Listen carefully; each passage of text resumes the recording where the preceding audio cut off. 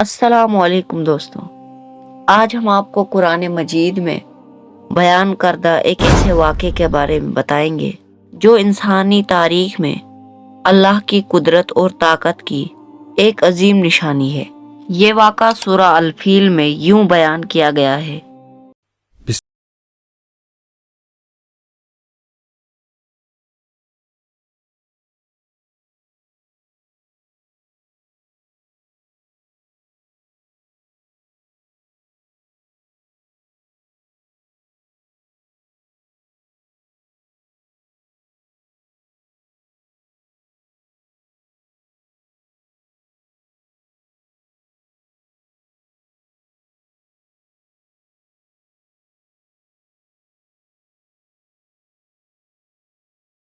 اس کا ترجمہ ہے، کیا آپ نے نہیں دیکھا کہ آپ کے رب نے ہاتھی والوں کے ساتھ کیا کیا؟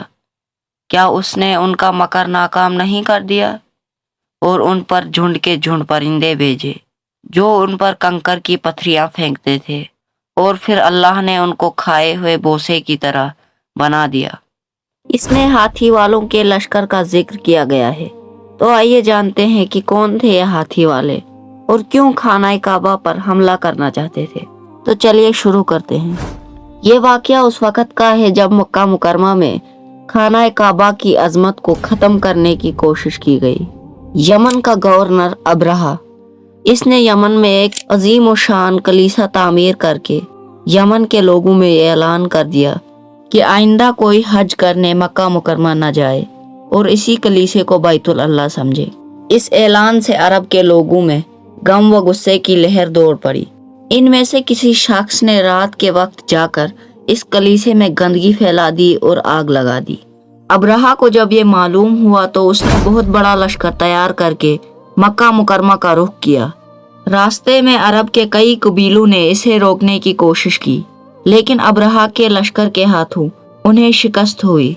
آخر کار یہ لشکر مکہ مکرمہ کے قریب ایک جگہ پہنچ گیا۔ اگلی صبح جب اس نے بیت اللہ کی طرف بڑھنا چاہا تو اس کے ہاتھیوں نے آگے بڑھنے سے انکار کر دیا۔ اتنے میں سمندر کی طرف سے پرندوں کا ایک گول آیا اور لشکر پر چھا گیا۔ ہر پرندے کی چونچ میں 3 کنکر تھے جو انہوں نے لشکر کے لوگوں پر برسانا شروع کر دیے۔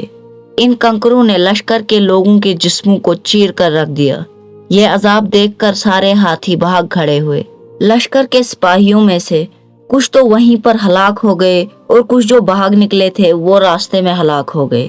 ابرہہ کے جسم میں ایک ایسا زہر سرایت کر گیا کہ اس کا ایک ایک جوڑ گل سڑ کر گرنے لگا۔ اسی حالت میں اسے یمن لایا گیا۔ وہاں اس کے سارے بدن سے خون بہہ بہہ کر ختم ہو گیا۔ اس کی موت سب سے زیادہ عبرتناک ہوئی۔ یہ واقعہ حضور پاک صلی اللہ علیہ وسلم کی ولادت سے کچھ سمے پہلے ہی ہوا تھا۔ دوستوں، یہ واقعہ ہمیں سکھاتا ہے کہ اللہ کی قدرت سے بڑی کوئی طاقت نہیں۔ ہمیں ہمیشہ اللہ پر بھروسہ رکھنا چاہیے اور اپنے اعمال کو درست کرنا چاہیے۔